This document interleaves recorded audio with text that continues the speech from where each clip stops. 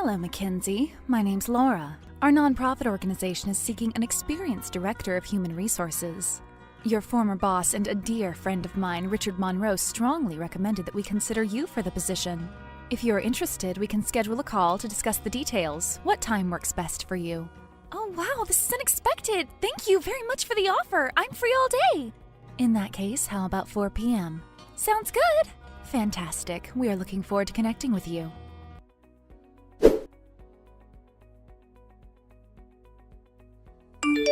I hope you've settled in well, Mackenzie. Do you like your office? If it isn't to your liking, we could always arrange something else. No, there's no need to change anything. It's perfect. Thank you. Good to know. We want to make sure that the adjustment period goes smoothly. If you need help with anything, feel free to let me know. That's very kind of you, Miss Stewart. I'll do that. Please, call me Laura. We're all like a big family here. Besides, we're practically the same age. There's no need to be so formal. Sure. Thank you, Laura. My pleasure.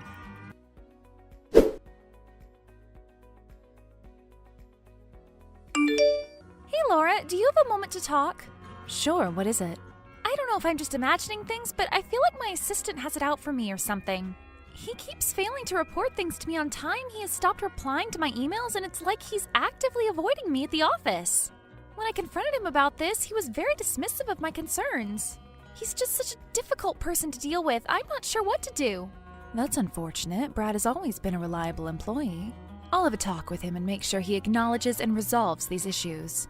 Thank you. I was worried I was stepping over the line, taking things up with you, but I just had to vent my frustrations. He was being really disrespectful, and I'm so glad you agree that he was out of line. Of course, I understand. If you encounter any more problems, just let me know and I'll handle them, okay? We strive to foster and maintain a friendly atmosphere at work. We can't achieve that without proper respect, can we? No, we can't. Right.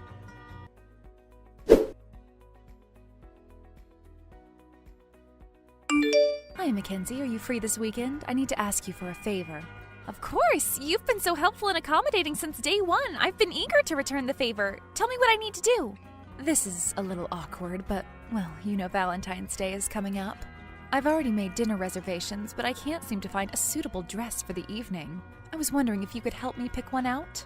Would you really trust me with something so important? I'm not very good at putting together fancy outfits. Nonsense. You need to give yourself more credit.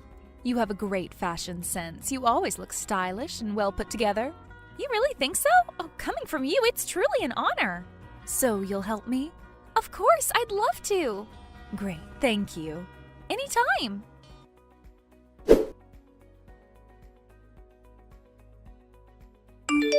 I wanted to thank you again, Mackenzie. The dress is amazing. I really appreciate your help.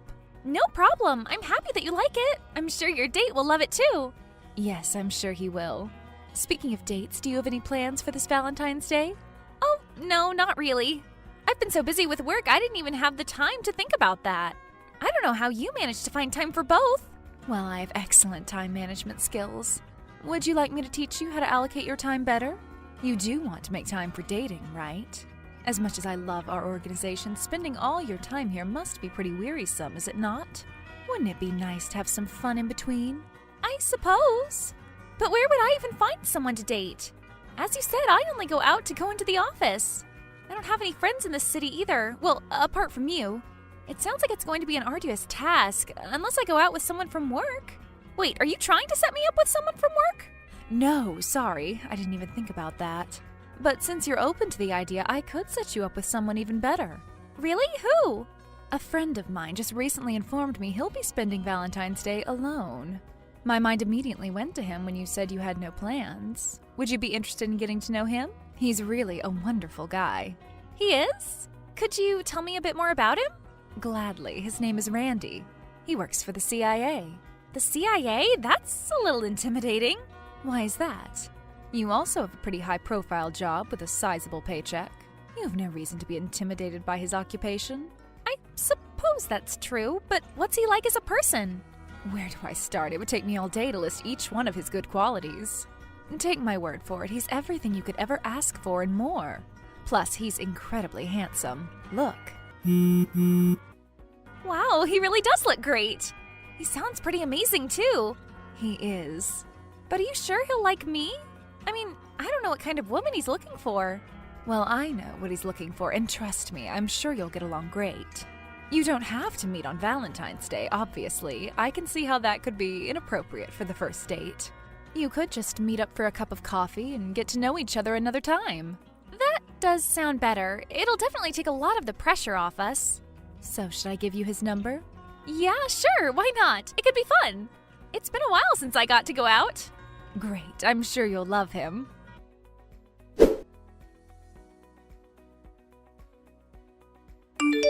Hello, Randy. This is Mackenzie. Laura must have told you about me. She has. She's been singing your praises since the day she hired you. I'm delighted to make your acquaintance. So am I. I heard you're a CIA agent. That's quite impressive. Oh, no. While I do work for the CIA, I'm not an agent. Due to the nature of my work, I'm not at liberty to discuss it openly. I hope you don't mind that. That's okay. I get it. I'm far more interested in your character than your job anyway, so it works out. Wonderful. I was hoping you'd say that. So tell me about yourself, Mackenzie. Laura told me about your job and work ethic, but I'd like to know more about your hobbies and interests outside of work. All right. I have to think about this. Well, I enjoy watching movies, or rather, reading movies. Is that bad? Not at all. It sounds efficient. Thank you. What else? I enjoy doing ordinary things like going to the gym, cooking, and traveling. So I'm probably not the most exciting person on Earth, but I don't mind it being that way. What do you like to do in your free time? Well, most of my day is spent at work, so when I do have time for myself, my days are pretty ordinary. I'd say my hobbies and interests closely resemble yours. Is that really the case, or is that some sort of psychological trick? You were probably expecting a much more exciting answer. I'm sorry to have let you down. Perhaps I should have warned Laura not to talk me up too much. No, that's okay. I mean it. I like your answer. I'm sure we'll get to know each other better once we've met in person. Talking over text always feels so impersonal. Is it okay if I give you a call? It's the second best thing after face-to-face conversations. Sure, I'd like that. Great!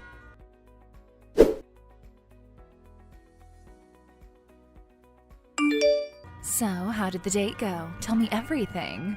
It went well, I think. Although... What is it? I don't know.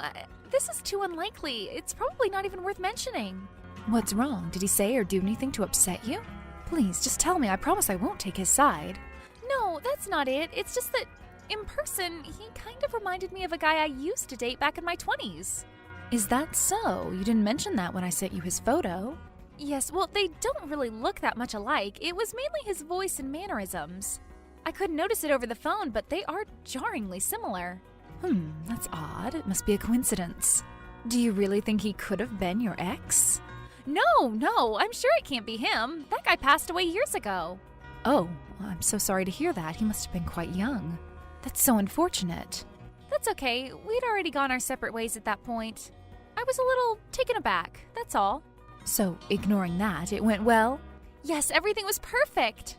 The conversations were smooth and effortless. I could really feel the chemistry between us. We even went to see a movie afterwards. That's wonderful.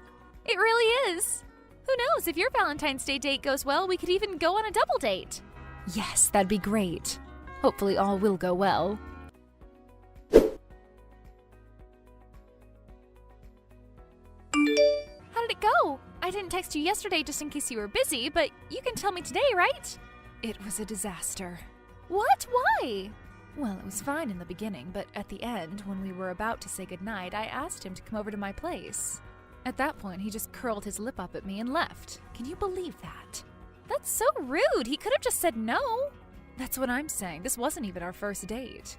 I'm sure these things vary from person to person. Some people move more quickly than others. Like you and Randy? I mean, he's taking a shower as we speak, so yes, you could say that. What? Just like that? Yeah, we just clicked very well from the beginning. That's all? I guess so. What else is there to it? Nothing unusual happened? Everything was normal? What should have happened? Is there something you aren't telling me? No, it's just that you said he reminded you of your ex, so I was a little worried you wouldn't be able to enjoy his company without thinking of your past love. Oh, is that what this is about? When I reread our texts, I realized how crazy it all sounded. Sure, they are somewhat similar in certain ways, but they are also very different. I mean, Randy has a completely different eye color. You can't fake that. Besides, I'm sure my ex is dead, so what's the point of holding on to the past? Give me a second. Randy's phone is ringing. I'll bring it over to him. Wait, it stopped. So you are telling the truth. He's really there with you. And you couldn't notice anything out of the ordinary? Were you the one calling him? What's going on? This is not how this was supposed to go. All my hard work has gone down the drain. I can't believe this. What hard work? Seriously, Laura, you're starting to scare me. How dare you? This is no way to speak to your superior. What are you saying? I thought we were friends. Why would you ever think that? In what world would I ever befriend you? If you thought I was overstepping the boundaries, you could have just told me. Is it that hard to be civil? Was this sudden outburst really necessary? It's all been a waste of time. Why did I ever think it'd work? Serves me right for putting my trust in you. Are you going to keep talking in riddles? I still don't understand what I did wrong. I thought everything was fine. Did I mess up at work? Is that it? Work? That's a whole different topic. I guess this is my last resort, coming clean and hoping you'd cooperate. Okay, then do that. Tell me what you're going on about. Do you remember our first meeting? Of course I remember it. It hasn't even been 2 months. Wrong. We met 12 years ago for the first time. It was a rainy day. You were wearing a purple jacket. I was chatting with my best friend when you grabbed his hand and asked him to hurry because the movie was about to start. I'm sorry, but I'm not sure what you're referring to. I'd get angry and tell you to stop feigning ignorance, but I've seen how absent-minded you can be.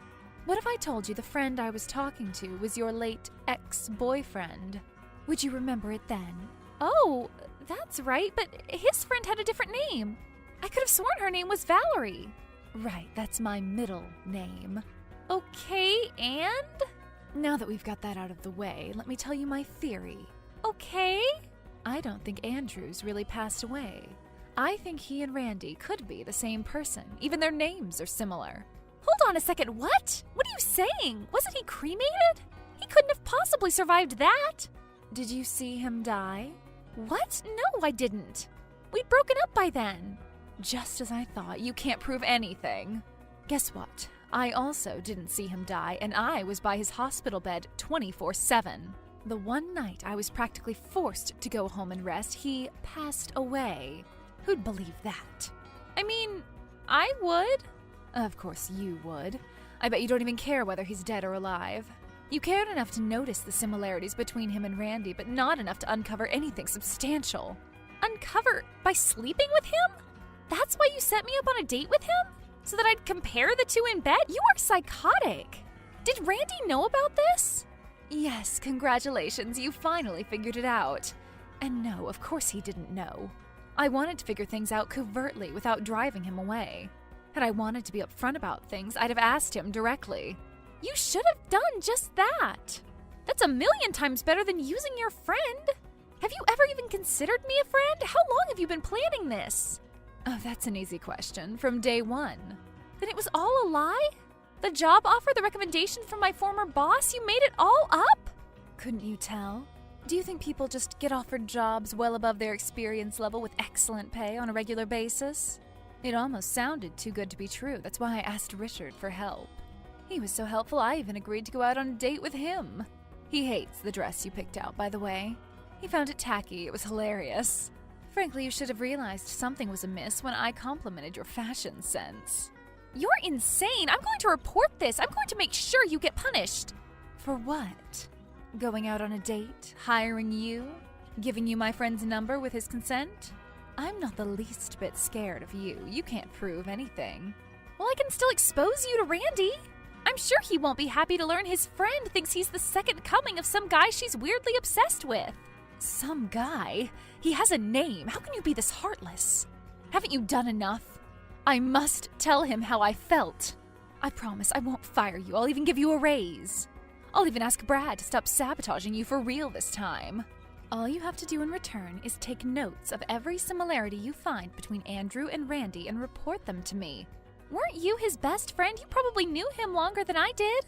Shouldn't you know what he would and wouldn't do better than me? Well, with regards to non-romantic aspects, yes. But I need to be absolutely 100% sure it's him and not someone impersonating him. That's where you come in. Since I have no point of reference, you'll observe the more romantic aspects. Wait a second, I'm not going to sleep with someone in exchange for money. How could you even offer that? That's what you're offering, isn't it? You're already together. What does it matter if you start getting paid? If anything, this will only benefit you. Do you really not understand? I neither need nor want your money. I really don't. I'm leaving. I'm leaving my job and I'm leaving this apartment. Oh, please, give me a break with this righteous act. I've seen how you take advantage of perks and benefits you're undeserving of. Just accept my offer and make things easier for the both of us. Okay. What? I said okay. You're right. I was already planning on continuing to see Randy. I might as well get paid for it. Double my paycheck, and I'll do it. Deal. See, it wasn't that hard. I'll leave you two alone for now. I'll be awaiting your first report. All right. I promise I'll be vigilant. You'd better be.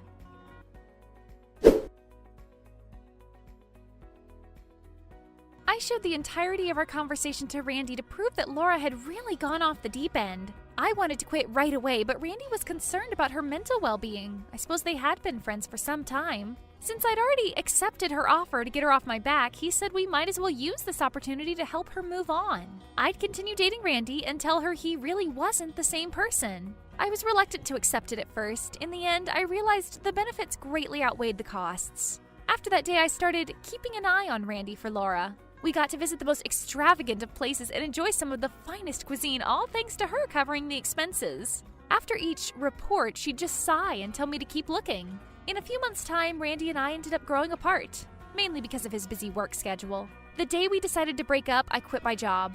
I knew I couldn't put up with Laura's eccentricities any longer. Do you know what the strangest thing is? At times, Randy really did remind me of my ex. Was I really dating a living dead man? I'm not convinced, but it might be a fun fact to bring up the next time I play Two Truths and a Lie.